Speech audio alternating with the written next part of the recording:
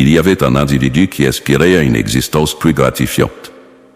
Mécontent de son logement, de ses vêtements et de son environnement, il se demandait pourquoi d'autres possédaient tout ce qu'il rêvait, tandis qu'il n'en jouissait pas. Si seulement je pouvais avoir une résidence splendide, une compagne charmante et des ressources financières substantielles.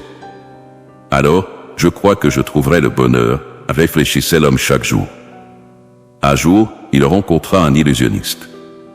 J'ai entendu vos pensées, dit l'illusionniste, et je suis prêt à vous aider. Dites-moi ce que vous souhaitez, et je le réaliserai. L'homme fut d'abord ravi, ayant du mal à croire en sa chance. Est-ce que cela se produit vraiment? Il me suffit de faire un vœu, et tout se réalisera, imagina-t-il. Peut-être voulez-vous quelque chose en échange, demanda l'homme, mais l'illusionniste assura qu'il ne cherchait pas de contrepartie. Vous avez aspiré à cela pendant si longtemps, donc je pense que vous comprenez précisément ce que vous voulez. Je veux une résidence vaste et magnifique, une compagne belle, avec des compétences culinaires, et je souhaite toujours disposer d'une considérable fortune, répondit l'homme. Très bien, acquiesça l'illusionniste. Allez vous reposer, et quand vous vous réveillerez demain, vous trouverez tout cela.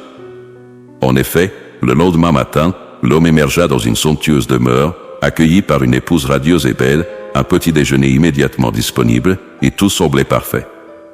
Un compte bancaire à son nom était bien approvisionné, et, quoi qu'il dépensât, les ressources se reconstituaient.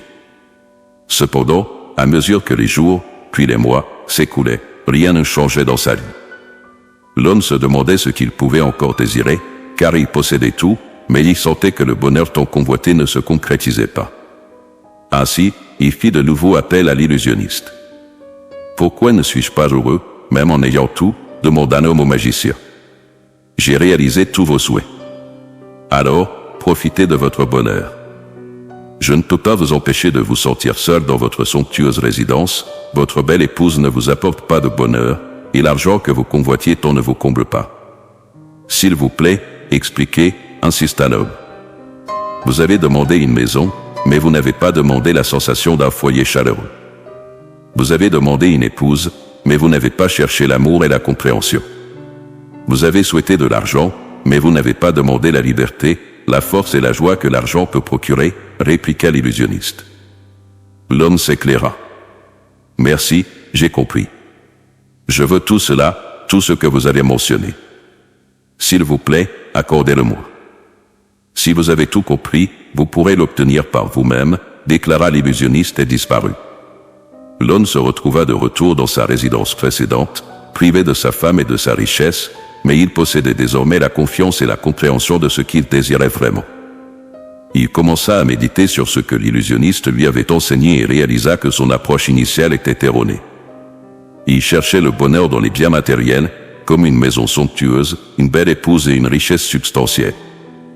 Maintenant, il comprenait que le véritable bonheur ne résidait pas dans les possessions matérielles, mais dans des aspects plus profonds et plus significatifs de la vie. Heureux est l'homme qui trouve la sagesse, et l'homme qui acquiert la connaissance, car sa valeur est supérieure à l'argent, et son gain dépasse l'or le plus fort. Elle est plus précieuse que les rubis, et tout ce que tu peux désirer ne se compare pas à elle. Dans ses voies, il y a des délices, et tous ses sentiers sont paix. Proverbes, chapitre 3, versets 13 à 17.